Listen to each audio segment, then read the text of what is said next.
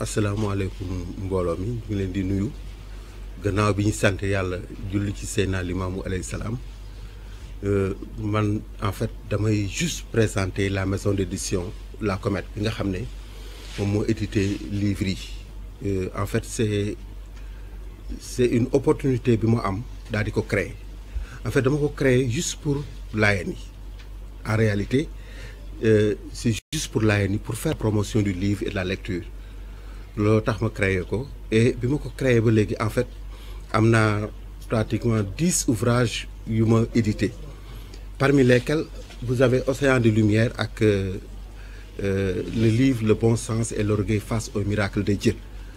Donc ce sont deux livres phares yoo xam ne en fait ce sont des livres qui sont vendus un peu partout dans le monde. J'ai traduit aussi bien en anglais, traduit aussi en espagnol. Et di remercier aussi Mame Libasse parce que c'est la confiance. Parce que bu amee confiance si ñëw ba créer la maison d'édition c'est juste pour le permettre aux gens de pouvoir lire et de comprendre kan mooy Seydina Limamou. Je crois que Seydina Limamou boo liiree livre yi xam ne en fait loolu da nga ko war a gëm. En fait ci gëm boobu parce que li ma jàng ci Océan de lumière moom mooy miracle yi moom moo sut lépp. miracle yi moo sut lépp tey bu fekkee ne dañuy wax ci miracle Seydina Limamou dañuy revenir ci la prophétie. Parce que expliquer les miracles c'est revenir en fait sur la prophétie. Hadith si c'est bon parce que ci laa jàngee d'ailleurs que ne en fait hadith si c'est juste une tradition orale bu ñu perpétrer mais en réalité li nekk au-dessus des miracles de Dieu des hadiths c'est plutôt les miracles de Dieu. Et c'est ça en fait les deux livres là lay prouver. Donc boo lire Le bon sens da ngay xam ne nit ki dafa war a mat te li koy matal moom mooy mu am bon sens xaw a reconnaître lan mooy réalité ak lan mooy fiction. Parce que en fait affaire Seydina Limamou du fiction réalité la et moom la livre bi di il faut nga am bon sens pour mën a reconnaître ces deux choses là en fait loolu mooy livre yi. Donc c'est juste pour introduire mais en réalité c'est juste pour dire que le livre la maison d'édition est ouverte à tout le monde.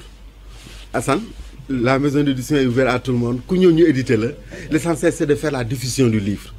Et en fait Chérif Alassane dama bëggoon profiter pour wax ne en fait l'aboutissement de tout ça c'est créer une bibliothèque. Donc bu ñu créer bibliothèque tous les livres qui sont traduits qui sont édités peuvent figurer dans les rayons et ku bëgg gëstu ci Seydina Limamou en réalité amoo foo jëm da ngay dugg ci kër yi mais bu ñu defee livre yi def bibliothèque dana permettre nit ñi am fu ñu jëm. Parce que livres yi en fait tous ces livres là déposé naa leen aux archives nationales te ku dem archive nationale di gëstu ci Layène yi di ci gis livres yi. Donc loolu laa bëgg ñu xam ko pour dire que en fait livres yi en fait maison d'édition wutuñ ci xaalis. Mais plutôt pour la promotion du livre. Les livres yu bari bii d'ailleurs c'est la direction du livre et la lecture moo ko financé Océan de lumière. Donc pour dire que en fait c'est des ouvrages yoo xam ne pour que nit ñi mun ko xam mun ko lire xam kan mooy Seydina Limamou alayhi salaam pour mën a gën a rafetlu seen gëm loolu en fait moom mooy promotion loolu laa bëggoon wax rek pour ne pas monopoliser la parole pour remercier ñëpp ci gërëm ñëpp ci teewaay bi. Voilà.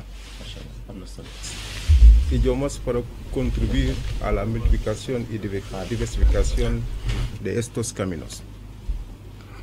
El propósito de estos libros se puede resumir en 4 puntos.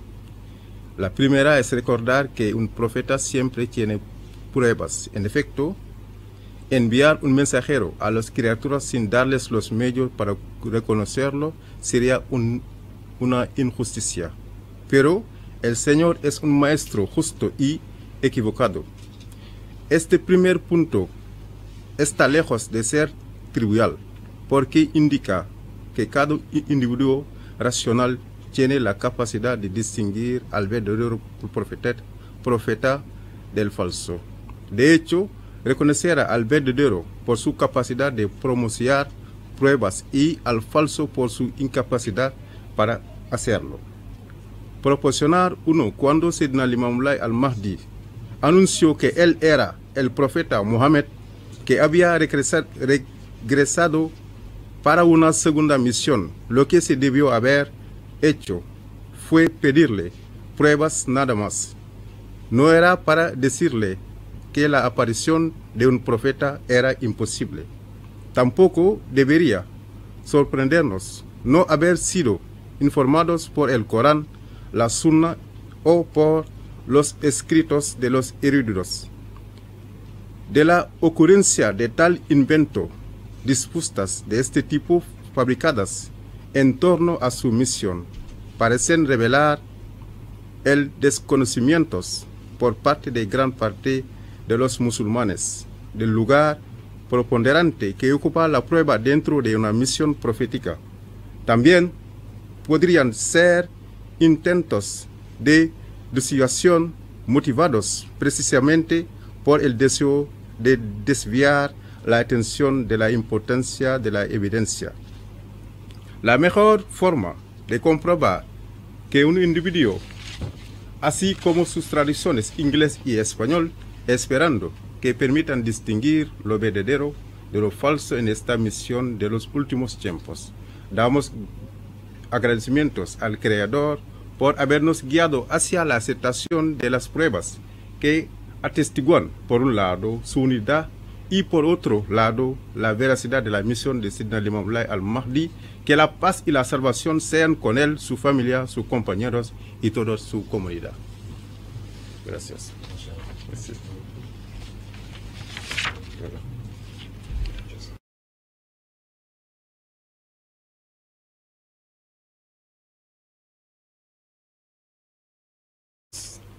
Shed light on Sayyidina Imam Laye prophecy and warns us about the great danger of rejecting God's miracles, and above all trying to attribute this ability to jinns or magicians rather than to Allah, a belief that will lead to associationism.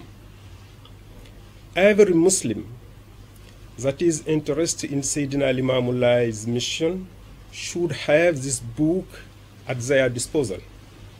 It will help it better understanding, better grasping the means of recognizing a true messenger from the bad one. The only way is performing miracles that testify that you are a messenger from the Lord. And we can find many examples in this book. May God reward him for these many efforts he dedicates to the community. We congratulate and encourage Dr. Mam Libas for his noble work. Assalamu alaikum wa rahmatullahi ta'ala wa barakatuh. Assalamu alaikum wa rahmatullahi ta'ala wa barakatuh.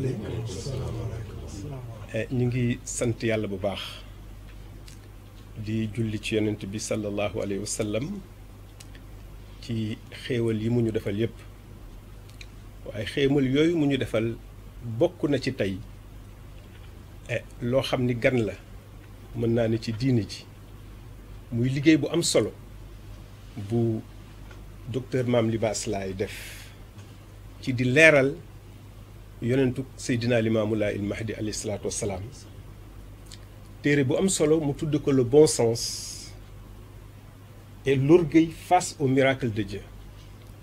Bon sens nag mooy li nga xam ni moom la yàlla may doomu aadama mu utale kook mala kon nag képp ku yàlla may bon sens may na la lu rëy bon sens boobu nag mën nga ko firee nu ne xikma sax daf cay dugg xel mu rafet daf cay dugg waaye nag it am lu yàlla def ci nit muy rëy te yàlla am lu mu ñu wax ci rëy yonent bi am lu mu ñu wax ci rëy ci ne képp ku ko xëccoog man dinaa la sànni sawara te duma la faale waaye nag yàlla ngir dimbali ñu indi ay kéemaan yoo xam ni moom lay jox ay yonentaam yonent dafa bokk ci ay preuve mooy ay kéemaan kon ci gëstu boobu muy une nouvelle démarche boo xamante ne nii c'est original c'est authentique moom la Seydi Mame Libasse indil ñu ndax dañu daan faral di layal Seydina Limaamu ci xadis ak aaya rek ndekete am na yeneen lay yoo xamante ne ni tey mi ngi fi am ndëgër lay gi nga xamante ni fa tabarakallahu moom la source yooyu am muy téere bu am solo boo xamante ni képp ku bëgg a gëstu te yàlla rek tax boo gëstoo ci téere bi di nga gis ni kat lii sang bi wax Seydina Limaamu Laay al Mahdi jamono ju nekk ndekete dafay gën a leer jamono ju nekk ndekete dafay gën a yaatu te it yàlla moo xam rek ci jamono ju nekk fa muy jaarale leer googu ndax ba ma njëkkee lire livre bi dama ne Seydi Maam Libaas lii leeru suñu borom la te wallaahi loolu la laa gis te loolu laay seede muy loo xamante ni dama ko wax muy lu wér ma ne ko ndax yàlla mi la yànkeewal xalaat bu kawe bii ba nga layale ci Seydina Limaamu kooku du dara lu dul lumière te nag leer ku sell rek la ko yàlla defal kon nag fa tabaarakallaahu ñu ngi koy félicité bu baax ba pare di ko encouragé di ñaan yàlla na yàlla gën a dolli inspiration gën a ubbi xelam waaye yàlla na yàlla ubbi xolu jullit ñëpp xolu doomu aadama yëpp ba ñu nangu dëgguk yàlla gi wa axiru daawaana an alhamdulillahi rabbil alamin assalaamu aleykum wa rahmatullahi taala wa barakaatu. Djinn, les chemins qui mènent vers lui doivent être facilités et diversifiés. Les langues et dialectes par lesquels s'expriment les différentes communautés sont toutes des chemins qui peuvent faciliter l'acheminement vers lui. C'est la raison pour laquelle, après avoir publié mes livres Océan de lumière, Seydina Limaamu Laay al Mahdi, paix et salut sur lui, ainsi que le bon sens et l'orgueil face aux miracles de Dieu, je me suis donné comme sacerdoce de les faire traduire dans différentes langues, afin de contribuer à la démultiplication et à la diversification de ses voix. La finalité de ces livres peut se résumer en 4 points. Le premier est de rappeler qu'un prophète dispose toujours d'une preuve. En effet, envoyer un messager aux créatures sans leur donner les moyens de le reconnaître serait une injustice. Or, le Seigneur est un maître juste et équitable. Ce premier point est loin d'être anodin, car il indique que chaque individu rationnel dispose de la capacité de distinguer le vrai prophète du faux. En effet, il reconnaîtra le vrai par sa capacité à fournir une preuve et le faux par son incapacité à en fournir une. Lorsque Seydina Limaamu Laay al Mahdi a annoncé être le prophète Mohammed sallallahu alayhi wa sallam revenu pour une seconde mission, ce qui aurait dû être fait, c'était de lui réclamer une preuve. Rien d'autre. Ce ne devait pas être de lui dire que l'apparition d'un prophète était impossible. Ce ne devait pas être non plus de s'étonner de n'avoir pas été avisé par le Coran, la Sunna ou par les écrits des savants de la survenue d'un tel événement. Les querelles de ce genre, montées de toutes pièces autour de sa mission, semblent révéler l'ignorance d'une grande partie des musulmans de la place prépondérante occupée par la preuve au sein d'une mission prophétique. Elles pourraient aussi être des tentatives de dissuasion motivées justement par la volonté de détourner l'attention sur l'importance de la preuve. La meilleure manière de vérifier qu'un individu a la licence, la maîtrise ou le doctorat, c'est de lui en réclamer la preuve et non de lui demander où est-ce que cela a-t-il été prédit. Le proverbe latin dit « affirmanti incumbit probatio ». La charge de la preuve incombe à celui qui déclare l'existence d'un fait. Si l'on sait qu'un diplôme ou une attestation sont les preuves de celui qui prétend être titulaire d'une licence ou d'une maîtrise, on devrait aussi savoir que ce qui sert de preuve à un prophète, c'est le miracle. Une fois qu'il est attesté que l'individu qui s'est déclaré prophète a présenté cette preuve, logiquement, aucune polémique ne devrait subsister.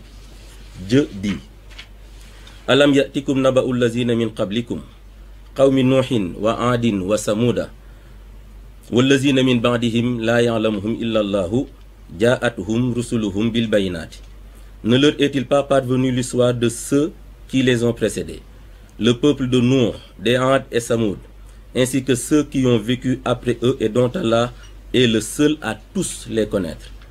Leurs messagers leur ont apporté les preuves. Ce verset témoigne d'une part qu'il existe des prophètes qui ne sont mentionnés ni dans le Coran, ni dans la Sunna, encore moins dans les livres des savants, et d'autre part qu'ils disposent tous, sans exception, de preuves. Le deuxième point est de désigner la nature de ces preuves de Dieu. En effet, en se référant à plusieurs passages du Coran, nous avons démontré que ces preuves sont les miracles. Cette démonstration n'a pas été difficile, car le nombre de passages qui indiquent la synonymie entre les deux mots est pléthorique. Nous avons choisi parmi les plus manifestes ceux qui suivent. Wila samouda akhahum salihan qala ya qawmi ubudullaha ma lakum min ilahin ghayruhu qad ja'atkum bayyinatun min rabbikum hazihi naqatullahi lakum ayatan. Et au Samoud nous envoyâmes leur frère Salih qui leur dit: Ô mon peuple, adorez Allah, vous n'avez pas d'autre divinité que lui. Certes, une preuve vous est venue de la part de votre Seigneur. Voici la chamelle d'Allah que je vous présente comme miracle. Nous remarquons ci-dessous le prophète Isa alayhi salam insister sur les miracles qu'il a apportés afin de démontrer son statut d'envoyé de Dieu. Anni qad ji'tukum bi ayatin min rabbikum anni akhluqu lakum min at-tini ka hay'ati at-tayri fa anfukhu fihi fayakunu tayran bi iznillah wa ubri'u al-akmaha wal abrasa wa uhyi al-mawta bi iznillah wa unabbi'ukum bima ta'kulun wa ma tadakhiruna fi buyutikum inna fi zalika la ayatan lakum in kuntum mu'minin. Je vous apporte un miracle de la part de votre Seigneur. Je vous fabrique un oiseau avec de l'argile, puis je souffle dessus et il devient un oiseau réel par la permission d'Allah. Et je guéris l'aveugle-né et le lépreux et ressuscite les morts par la permission d'Allah. Et je vous dis ce que vous mangez et ce que vous conservez dans vos demeures. Voilà bien un miracle pour vous si vous êtes des accepteurs. Dans le verset qui suit, c'est Dieu lui-même qui établit la synonymie entre preuve et miracle lorsqu'il dit Awalam yasiru fil ardi fayanzuru kayfa kana aqibatu allazina min qablihim kanu ashadda minhum quwwatan wa asaru al-arda wa amaruha aksara mimma amaruha wa ja'atuhum rusuluhum bil bayyinati fama kana Allahu liyazlimahum walakin kanu anfusahum yazlimun summa kana aqibatu allazina asa'u su'a an kazzabu bi ayati Allahi wa kanu biha yastahzi'un. N'ont-ils pas parcouru la terre pour observer ce dont il est advenu à leurs prédécesseurs? Ils étaient plus puissants qu'eux. Ils avaient labouré et peuplé la terre, bien plus qu'ils ne l'ont fait eux-mêmes. Puis leurs messagers leur vinrent, apportant avec eux l'épreuve. Ce n'était pas à Allah de leur faire du tort, mais ils se sont fait du tort eux-mêmes. Puis ceux qui faisaient le mal ont fini par traiter de mensonges les miracles d'Allah et les ridiculiser. Le troisième point est de donner la définition du miracle. Et miracle de Dieu, tout ce qui est réel. Étant à l'origine de toute la création, Dieu s'attribue de plein droit tout ce qui existe, en le dénommant Ayatullah. Nous entendons les Iraniens appeler leur guide Ayatullah. En réalité, chaque être vivant est un Ayatullah. Que ce soit les humains, les animaux, les vents, les mers, les forêts, la neige, etc. Nous sommes tous des êtres de Dieu. Parmi les versets qui démontrent que le réel est synonyme de miracle, il y a les suivants. Summa ba'asna min ba'dihim Musa wa Haruna ila fir'auna wa mala'ihi bi ayatina fastakbaru wa kanu qauman mujrimin falamma ja'ahumul haqqu min indina qalu inna hadha la sihrun mubin qala Musa ataquluna lil haqqi lamma ja'akum asihrun hadha wa la yuflihu as-sahirun. Ensuite nous envoyâmes après eux Musa et Haroun munis de nos miracles auprès de Pharaon et ses notables. Ils s'enflèrent d'orgueil, ils étaient un peuple qui commettait des crimes.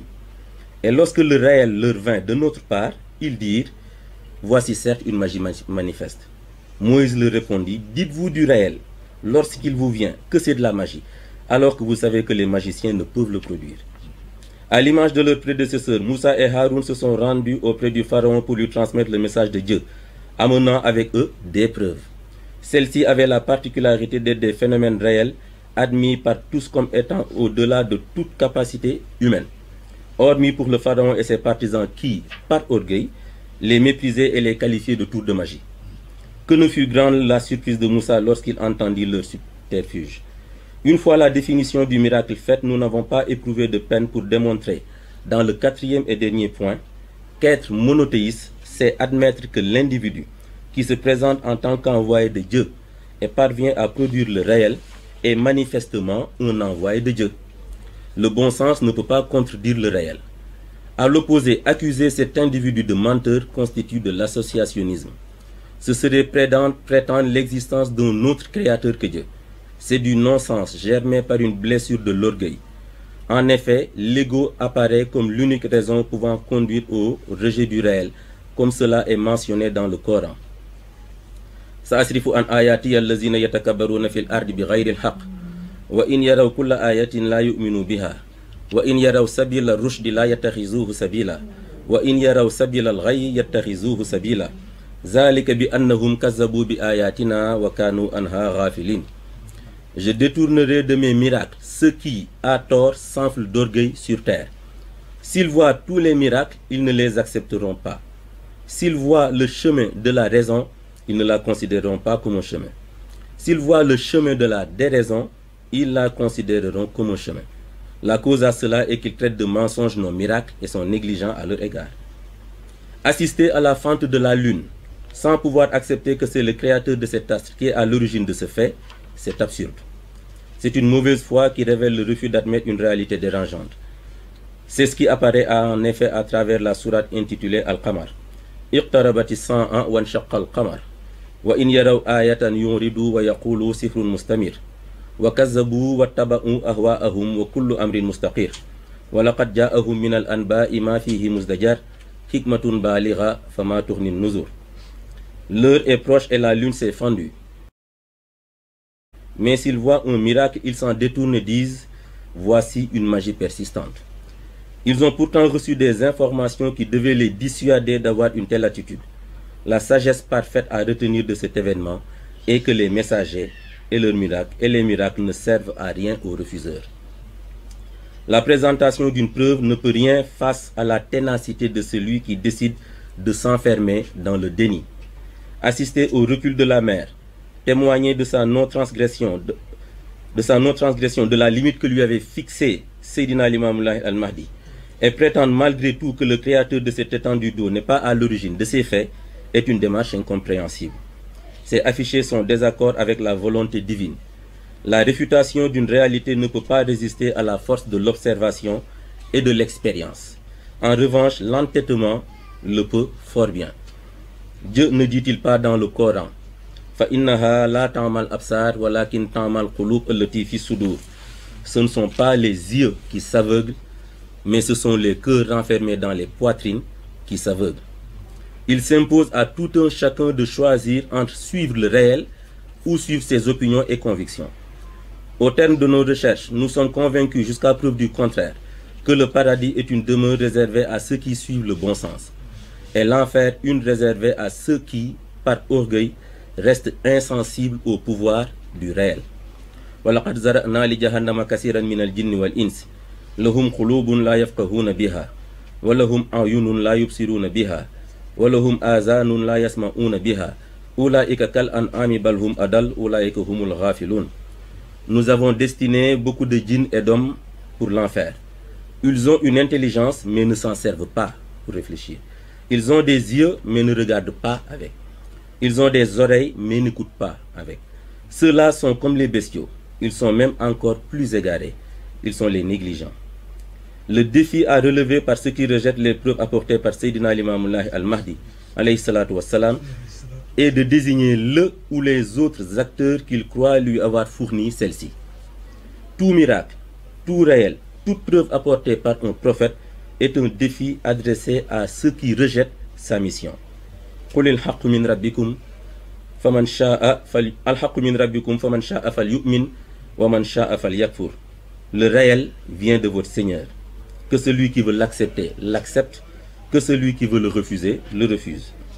Mesdames, Messieurs, chers parents, chers frères et sœurs, c'est pour moi un grand honneur d'être ici en ce jour devant vous afin de vous présenter le bon sens et l'orgueil face au miracle de Dieu, ainsi que ses traductions, espérant qu'ils permettent de distinguer le vrai du faux dans cette mission de la fin des temps. Nous rendons grâce au Créateur de nous avoir guidés vers l'acceptation des preuves qui attestent d'une part de son unicité et d'autre part de la véracité de la mission de Seydina Limamou Laye al-Mahdi. Que la paix et le salut soient sur lui, sa famille, ses compagnons et toute sa communauté. Inna Sayyidana Imam Laye al-Mahdi alayhi salatu wassalam huwa al-maqsid allazi yajibu an yaltaji'a ilayhi al-ins wal jinn wa yajibu tashilu wa tanwi'u at-turuq allati tufdi ilayhi فاللغات واللهجات التي تنطق بها مختلف الطوائف سبل يمكن أن تيسر لنا الوصول إليه. ولهذا السبب بعد أن قمت بنشر كتابي محيط أنوار سيدنا إمام الله المهدي عليه الصلاة والسلام وآيات الله بين الاستكبار والحس السليم أردت أن أترجمهما إلى لغات شتى لأساهم في مضاعفة وتنويع تلك السبل ويمكن تلخيص الغرض من هذين الكتابين في 4 نقاط. أولا هو أن نذكر بأن النبي له دائما بينة ذلك لأنه إذا بعث النبي إلى العباد دون أن يجدوا الإمكانية للانتراف به فسيكون ظلما وما الرب إلا المقسط والعدل. هذه النقطة الأولى بعيدة كل البعد عن البساطة لأنها تكشف أن كل فرد عاقل يقدر على أن يميز النبي الصادق من المدعي الكاذب. إنما يعرف النبي الصادق بقدرته على إتيان بينة، والزائف المدعي بتعذره الإتيان بها. عندما أعلن سيدنا إمام الله المهدي أنه النبي محمد صلى الله عليه وسلم ورجع لرسالة أخرى، كان ينبغي أن نطلب منه بينة لا غير، وما كان للمرء أن يقول إنما جاء النبي مرة ثانية أمر مستحيل، ولا أيضا أن يتعجب من أن القرآن والسنة أو كتب العلماء لم تخبره مثل هذا الواقع. يظهر مثل هذه الخلافات المصطنعة حول رسالته جهل غالبية المسلمين بالمكانة العالية التي تحتلها البينة في رسالة النبي.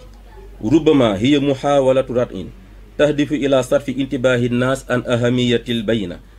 أفضل الطريقة لنتحقق أن شخصا ما حاز على درجة الإجازة أو الماجستير أو الدكتوراه هي أن نطلب منه الشهادة، ولا أن نسأله أين تم التنبؤ بها. يقول المثل اللاتيني affirmanti incumbit probatio، أي البينة على من يدعي. إذا علمنا أن الدبلوم أو الشهادة تدل على صدق من يدعي أنه حصل على درجة الإجازة أو الماجستير، فلا بد أن نعلم أن البينة تدل على صدق من يدعي النبوة. إذا تأكد أن الشخص الذي أعلن نفسه نبيا قد قدم البينة، فلا يجب منطقيا أن يحدث أي جدل. يقول الله عز وجل: ألم يأتكم نبأ الذين من قبلكم قوم نوح وعاد وثمود والذين من بعدهم لا يعلمهم إلا الله جاءتهم رسلهم بالبينات. وتشهد هذه الآية أن هناك أنبياء لم يذكر اسمهم في القرآن ولا في السنة ولا في كتب العلماء من جهة، وأنهم يمتلكون جميعا بينات من جهة أخرى. ثانيا، تحديد طبيعة هذه البينات الإلهية. فحين نرجع إلى عدة آيات من الذكر الحكيم نثبت أن هذه البينات هي الآيات. لم يكن الاستنراد صعبا، لأن عدد الآيات القرآنية التي تشير إلى الترادف بين الكلمتين كثير، وقد اخترنا منها ما يلي: وإلى ثمود أخاهم صالحا قال يا قوم اعبدوا الله ما لكم من إله غيره قد جاءتكم بينة من ربكم هذه ناقة الله لكم آية. نلاحظ أدناه أن النبي عيسى عليه السلام يصر على الآيات التي أتى بها ليثبت أنه نبي الله. أني قد جئتكم بآية من ربكم أني أخلق لكم من الطين كهيئة الطير فأنفخ فيه فيكون طيرا بإذن الله، وأبرئ الأكمه والأبرص وأحيي الموتى بإذن الله، وأنبئكم بما تأكلون وما تدخرون في بيوتكم إن في ذلك لآية لكم إن كنتم مؤمنين. وفي الآية التالية يجعل الله الترادف بين البينات والآيات عندما يقول: أولم يسيروا في الأرض فينظروا كيف كان عاقبة الذين من قبلهم كانوا أشد منهم قوة وأثاروا الأرض وأمروها أكثر مما أمروها وجاءتهم رسلهم بالبينات فما كان الله ليظلمهم ولكن كانوا أنفسهم يظلمون. ثم كان عاقبة الذين أساءوا السوء أن كذبوا بآيات الله وكانوا بها يستهزئون. ثالثا، تعريف الآية: كل ما هو حق أي موجود وهو آية الله، فكون الله واجد كل الخلق يجعله ينسب لنفسه كل موجود فيسميه آية الله. نسمع الإيرانيين يدعون مرشدهم آية الله. في الواقع كل مخلوق هو آية الله، سواء كان بشرا أو حيوان أو ريحا أو بحرا أو غابة أو ثلجا وما إلى ذلك، نحن جميعا خلق الله. ومن بين الآيات القرآنية التي تثبت أن الحق مرادف للآية ما يلي: ثم بعثنا من بعدهم موسى وهارون إلى فرعون وملئه بآياتنا فاستكبروا وكانوا قوما مجرمين فلما جاءهم الحق من عندنا قالوا إن هذا لسحر مبين قال موسى أتقولون للحق لما جاءكم أسحر هذا ولا يفلح الساحرون. وعلى غرار من سبقوهما جاء موسى وهارون إلى فرعون ليبلغا كلام الله حاملين معهما آيات تتسم بأحداث حقيقية غير عادية وافق الجميع على أنها تتجاوز الإمكانية البشرية تتجاوز الإمكانية البشرية إلا فرعون وملأه الذين احتقروها استكبارا ووصفوها بسحر مبين. تحولت عصا موسى إلى ثعبان مبين، ولم تزل حبال السحرة وعصيهم حبالا وعصيا، فوقع الحق وبطل ما كانوا يعملون. ثم قال فرعون وملأه إن هذا لساحر عليم. فكم كانت مفاجأة موسى لما سمع حيلتهم. رابعا بعد أن قمنا بتعريف الآية لم نجد أي صعوبة في إثبات أن التوحيد هو الإيمان بمن يدعي أنه رسول الله ثم يأتي بالحق. في إثبات أن التوحيد هو الإيمان بمن يدعي أنه رسول الله ثم يأتي بالحق، ولا يمكن أن يتعارض الحس السليم مع الحق، وتكذيبه شرك في الربوبية لأنه افتراء وادعاء بوجود خالق آخر من دون الله.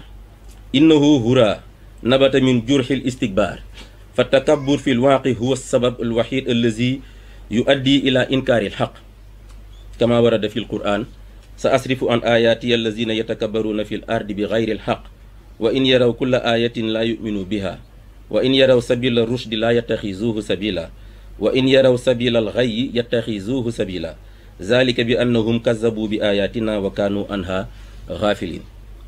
إنه من السخافة أن تشاهد انشقاق القمر دون القدرة على أن تقبل أن خالق هذا النجم هو واجد هذا الحق. إنه سوء نية يكشف عن إنكار حق مزعج، وهذا بالفعل ما ورد في سورة القمر: اقتربت الساعة وانشق القمر وإن يروا آية يعرضوا ويقولوا سحر مستمر وكذبوا واتبعوا أهواءهم وكل أمر مستقر ولقد جاءهم من الأنباء ما فيه مزدجر حكمة بالغة فما تغني النذر. لا ينفع إتيان الآيات لإقناع شخص عنيد يقرر حبس نفسه في حالة الإنكار. وكذلك أن تشهد تراجع البحر ودبته في الحد الذي خطه سيدنا إمام الله المهدي عليه الصلاة والسلام، وتزعم فيما بعد بأن خالق هذا المساحة المائية ليس واجد هذه الأحداث، نهج غير مفهوم يظهر عدم موافقة المرء على مشيئة الله. لا يمكن أن يصمد إنكار الحق أمام قوة النظر والخبرة، ولكن التعنت يستطيع ذلك بشكل جيد للغاية. يقول الله سبحانه وتعالى في القرآن: فإنها لا تعمى الأبصار ولكن تعمى القلوب التي في الصدور. ويتعين على كل واحد منا أن يختار بين اتباع ظنه ومعتقداته أو اتباع الحق. في نهاية بحثنا نرى أن الجنة دار يختص للذين يتبعون الحس السليم، والجحيم للذين لا يبالون بقوة الحق استكبارا. ولقد زرعنا لجهنم كثيرا من الجن والإنس لهم قلوب لا يفقهون بها ولهم أعين لا يبصرون بها ولهم آذان لا يسمعون بها أولئك كالأنعام بل هم أضل أولئك هم الغافلون. إن التحدي الذي يواجه الذين يرفضون البينات التي أتى بها سيدنا إمام الله المهدي عليه الصلاة والسلام هو تعيين موجد آخر يعتقدون أنه يعطيه إياها. كل آية، كل حق، كل بينة يقدمها نبي يمثل تحديا للذين يكفرون به. الحق من ربكم فمن شاء فليؤمن ومن شاء فليكفر. قال تعالى أيضا: وممن خلقنا أمة يهدون بالحق وبه يعدلون والذين كذبوا بآياتنا سنستدرجهم من حيث لا يعلمون. كما قال: لقد جاءك الحق من ربك فلا تكونن من الممترين ولا تكونن من الذين كذبوا بآيات الله فتكون من الخاسرين. أيها السادة والسادات، أيها الإخوة والأخوات الأعزاء، إنه لشرف عظيم لي أن أكون هنا أمامكم اليوم ليقدم لكم كتابي محيط أنوار سيدنا إمام الله المهدي عليه الصلاة والسلام وآيات الله بين الاستكبار آيات الله بين الاستكبار والحس السليم وترجمتهما، وأرجو أن يساعد على تمييز الحق من الباطل في هذه المهمة التي مهمة آخر الزمان الكبرى. الحمد لله الذي هدانا إلى قبول الآيات والبينات التي تبرهن على صدق رسالة سيدنا إمام الله المهدي wasalaatu wasalaam alayhi wa ala alihi wa sahbihi ajmain. jubluwaay yi téere bi am bi ci jiitu mooy wane ne yàlla du yónni ku mu joxul firnde, moo tax werante amul yoon ci ku ne yàllaa ma jox firnde.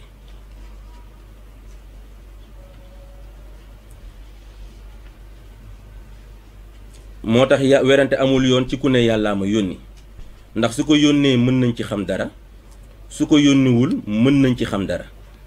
werante wi nekk ci wooteeb Seydina Limaamullaahi al Mahdi alayhi salaatu wassalaam mi ne mën a démb mën a tey, dafay nduru luy wane ne nit ñi ëpp ci ñoom xamuñu ne yàlla ku mu yónni jox la firnde, te ku mu yónniwul du la jox firnde.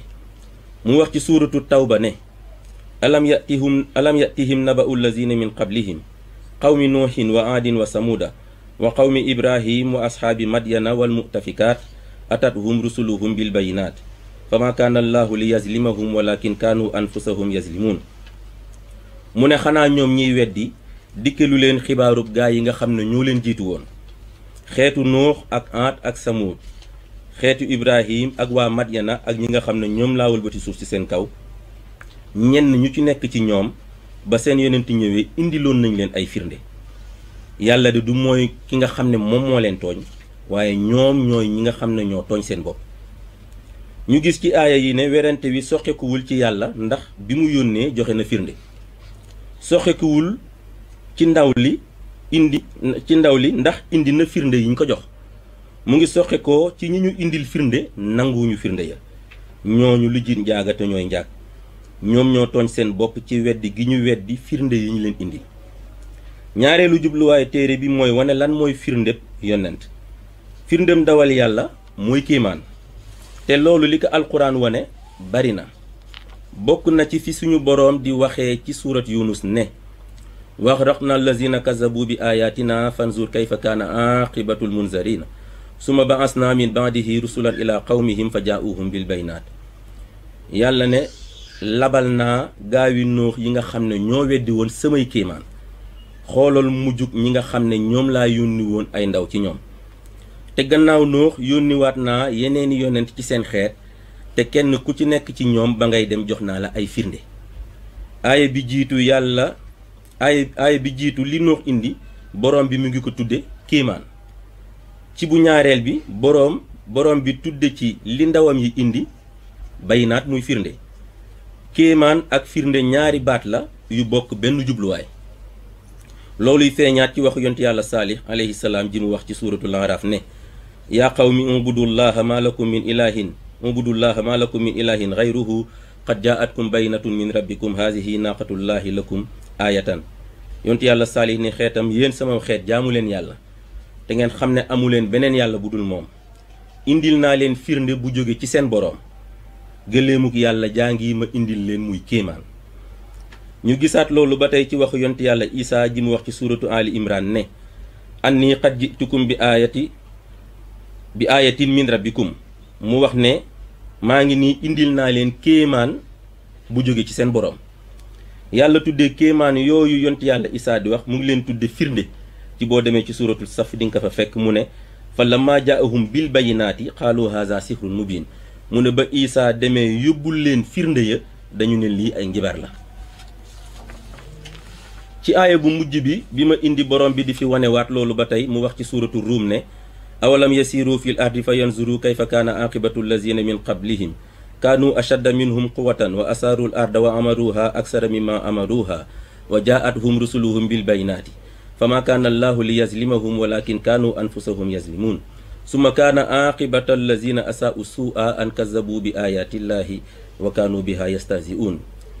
borom bi di ci wax ne xanaa ñoom ñiy weddi doxuñu ci kaw suuf ba dem xool mujjug ñi nga xam ne ñoom ñoo leen jiitu woon te def li ñu def. ñooñu ñoo leen ëppoon doole, ëppoon leen kàntan, bayoon nañ suuf si dëkke woon ko, dundaloon ko nu raw ñoom nii ñu ko defe. waaye gannaaw loolu ba loolu amee seeni ndaw ñëw indil leen ay firnde. yàlla di du moom mooy ki nga xam ne moo leen tooñ, waaye ñoom ñooy ñi tooñ seen bopp. amul lenn lu jëfkat lu ñaaw yooyuy jëf ba yonent yooyu ñëwee indi firnde ya lu dul ñuy weddi kéemaani yàlla ya ak di leen kokkali. ñetteelu jubluwaay téere bi mooy wane lan mooy kéemaan.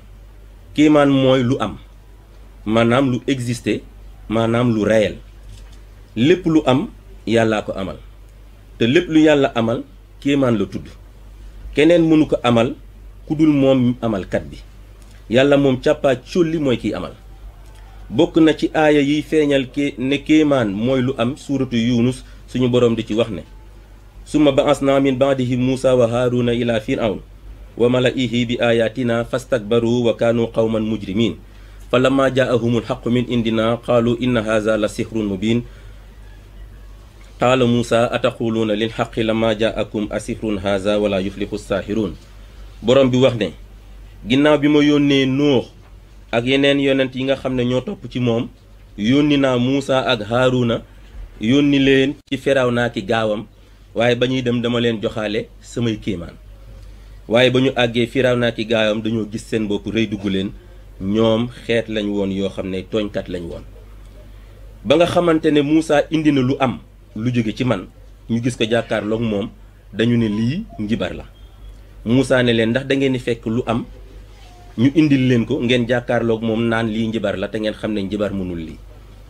bantu Muusa bi jaan ju amul benn werante la doon buum ak bantu njibar yi buum ak bant lañu sax doon soppalaku ñu jaan benn yoon donte le fii ci Sénégal yàgg nañ fi dégg firikatu alxuraan buy wax ne dañoo soppalaku jaan di ci teg ne jaanu Muusa dafa xeex ak jaanu njibar ya rey leen.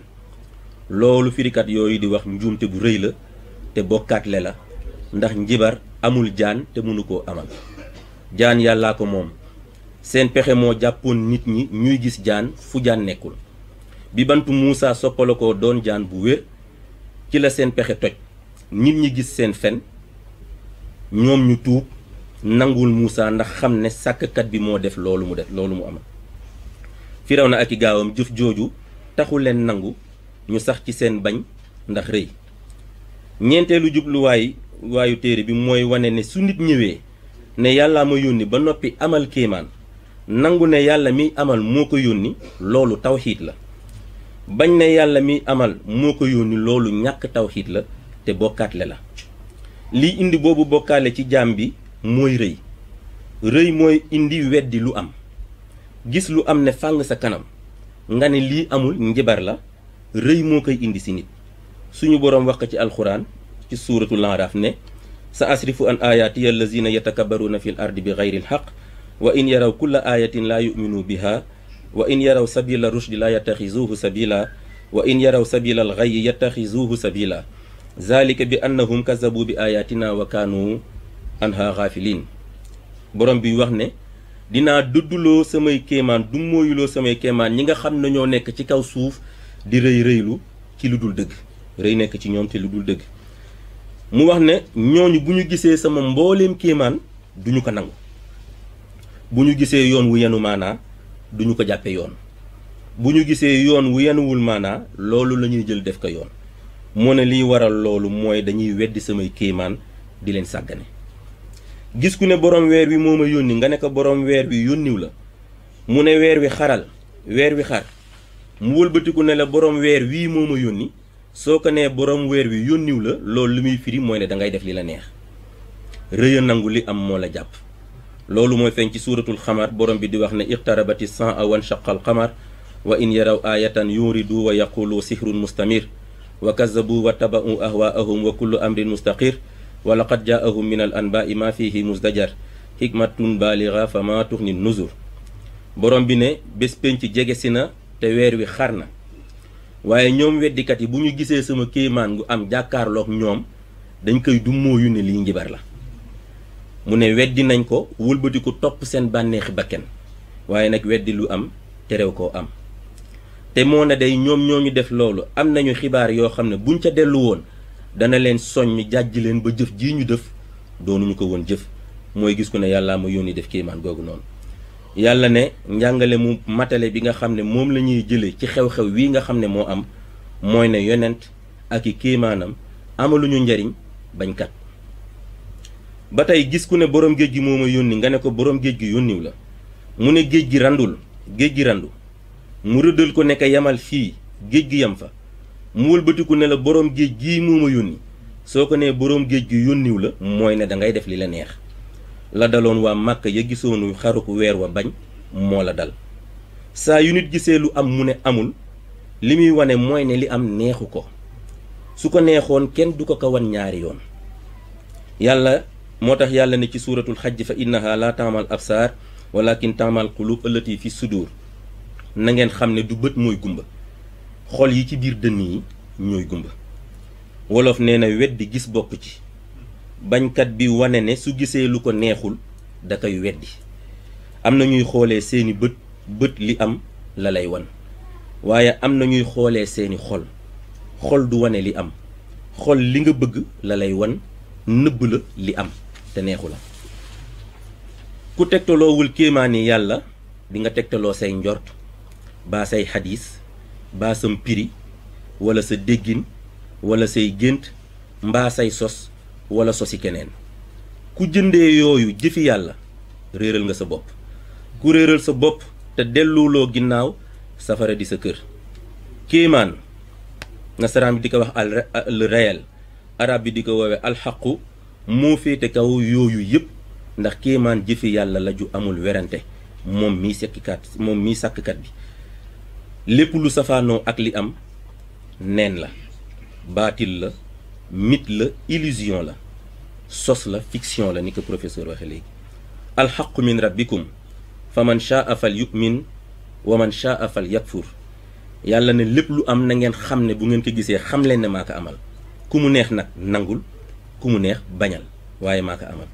yàlla nañu yàlla jéggal te jubal ñu wa axiru daawaana an alhamdulillahi rabbil alamin wasalaamu aleykum wa rahmatullahi wa barakatuhu allahuma salli ala seydina muhammadin wa sallim ñu ngi nuyu tey gërëm seydina muhammadul muxtaar ibnu seydina mandion laay ibnu seydina imaamillahil mahdi mi yàlla teg tey ci kuréelu maamam di wàccee nuyoo boobu ak cant yooyu ngërëm li ci rakkam yi ci ginnaawam seydina muhammadul amin ibnu seydina babacar laay ibnu seydina imaamillahil mahdi yi jiite leen yàlla def muy suñu sang suñu wayjur ñu ngi koy sant di ko beral cant ak ngërëm ci lim ñu yombalal liggéey bi ni ko fi maam Alsaan waxe léegi moo ñu teg ci yoon wi moo ñu ci yar moo ñu ci tette wax naa ko sama téere bu njëkk bi méthodologie bi lu bari ci moom lañ ko jële ba tey mu jur ñaareeli livre mënuñu sori ci kàddu ci di ko gërëm ndax day nduru gërëm sa bopp ñu ngi gërëm rakkam ji topp si moom Seydina Maam Libaas ibnu Seydina Babacar Laay ibnu Seydina Imaamillahil Mahdi ak Seydina Mouhamadul Muxtaar ibnu Seydina Babacar Laay ibnu Seydina Imaamillahil Mahdi di leen nuyu di leen sant ak di leen gërëm ci seen taxawaay ak seeni ñaan di gërëm éditeur bi professeur Baytiir Ka unanimité car macha allah yàlla defal na ko kàddu yi wane na ko moo njëkk a taxawal lii mu taxawal amaana ba moo tax lii yomb ndax bu demee ci ñoo xam ne xamuñu suñu cër fii jëflante ba mën naa tar ba ñu découragé faf bàyyi waaw ñu ngi lay sant di la gërëm ñaan yàlla yokk sa doole ci ko ñëpp waxe ak mu ngi nii ma bind ak partenaire am Maguette Dieng nga xam ne mooy imprimeur bi lu ñu bind dañ koy jox mooy corrigé bu paree jox xaritam mu daal di ko imprimer liñ naan dërëm bi génnul gaal gi lépp ci kër Seydina Limaamu la barki démb la fi ñëw da koy jaral mu déplacé wu ñëw pour ñu def correction yi ensemble disponibilité ni mu ko waxee gañewuñu ci diine ji lañ ciy liggéeyal léeg-léeg ma ñeewante jël jara jox ko mu ne ma àddiya laa ko def loolu ku la ko defaral yombul waaw ñu ngi gërëm tam lecteur am yi waaw Ibrahima Abou Samb waroon na fi teew suñu professeur Mbaye Bass al muqaddam ci lecteurs yi la bokk Pierre Ousmane ak ñi ci des bari nañ lecteurs yi mënuñu tudd ñëpp ñu ngi jéggalu ñi ci des waaye ñooñu yóbbuwale nañ ñi ci des Assane Niam yi bokkoon na ci lecteur si ma juumalee premier livre tam ñu ngi gërëm Cheikh Laay Mbeng ñëpp xam nañ taxawaayam ci téere yi bu njëkk bi moom laa def collaboration bi ne ñoo ko defandoo bu mujj bi it noonu ñu ngi gërëm traducteurs yi Mbay Ñaa mu ngi nii toog ak waajuram di mbokk ci kër gi El Hadj Ibrahima Diop di sët ci kër gi sët maam Ibrahima Seeni doom maam Alsaan mu maam Ibrahima Seeni mu Seydina Isa mu Seydina Limaam alayhi salaatu wasalaam waroon fi teew tey liggéey tee ko ñi leen ciy jàppale ku ci demee ne Seyna Ndooy Malamine Thioub maam Fatou mi ngi ma boole loon ma doon su fi ca Allemagne ak ndijaayam Seyna Ngom ak Cheikh Ablaye Guèye mi toog fële doon sama promotionnaire département arabe ñu ngi leen di sant di leen gërëm ak ñeneen ñi nga xam ne ñàkkul fattu nañ